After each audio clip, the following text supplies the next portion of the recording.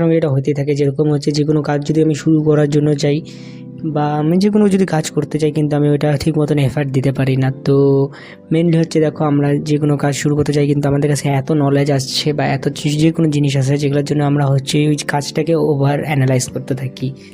মানে হয় কি দেখো, আমরা হচ্ছে মানে ইউটিউবের থেকে সবগুলো মোটিভেশন নিয়ে নিই, তারপরে ইমপ্রুভ হবার জন্য বা যে কোনো হ্যাবিট মানে ব্যাড হ্যাবিটকে আমরা ছাড়ার জন্য আমরা হচ্ছে সব কিছু উপায় করে নিই। এই আইডিয়াটা নিয়ে নিই, এই মঙ্ক মোড নিয়ে নিই, এই মোড নিয়ে নিই।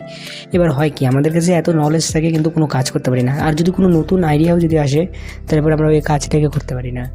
তো মেন হচ্ছে একটা রুলই আমাদেরকে ফলো করতে লাগবে, সেটা হচ্ছে 80%-এর রুল।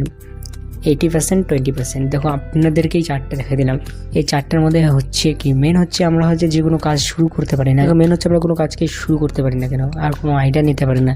তো আমরা হচ্ছে কোনো কাজে হচ্ছে আমরা 80% এফার্ট দিতে থাকি, আর আমরা ওই কাজে 20%ই এফেক্ট মানে 20% আমরা যদি শুরু করে দিই, কিন্তু আমরা হচ্ছে ওইটাকে 80%-এ করতে থাকি, মানে ওই 80%-এ এফার্ট নিয়ে নিতে থাকি, আর আমরা রেজাল্ট পাই 20%। কিন্তু আমাদেরকে একটা জিনিস মাথায় রাখতে লাগবে যে ওই কাজটাকে আমাদেরকে হচ্ছে 20% এফার্ট দিতে লাগবে, আর তাইলেই পরে আমরা হচ্ছে 80% রেজাল্ট পাই যেতে পারবো। এবার হয় কি, এবার দেখো যদি আমাদের কাছে বেশি নলেজ থাকে না, যে নলেজ মানে হচ্ছে আমাদের যদি ওভার নলেজ থাকে, যেরকম তুমি যদি জিম করতে শুরু করো, তাহলে তুমি একটা ভিডিও দেখো না, 2টা ভিডিও দেখবো যে এই পুশআপটা কীভাবে লাগাতে লাগে, এই পুশআপ লাগালে কী হবে, এই ডায়েটটা ফলো করলে কী হবে, এই জিনিসটা করলে কী হবে, ওই জিনিসটা করলে কী হবে। তো রিয়েল লাইফে যদি তুমি দেখো তাহলে এগুলো অনেকগুলো নোটিস করতে পারবা যে যেই ব্যক্তিগুলো একটু মানে কম পড়াশোনা থাকে বা তুমি বলতে পারো একটু বোকা টাইপের, তারা একটু কেন সাকসেসফুল থাকে। আর আপনারা বলবেন এরা হচ্ছে কীভাবে সাকসেস পায়, এদের তো কোনো ব্রেনই নাই, এদের তো কোনো নলেজই নেই, তাহলে এরা আমাদের থেকে কেন সাকসেসফুল। তো মেন হচ্ছে ওরা হচ্ছে কী করে, ওরা হচ্ছে কোনো কাজ করার আগে ওভার থিঙ্কিং করে না, আর আমরা হচ্ছে ওভার থিঙ্ক করতে থাকি।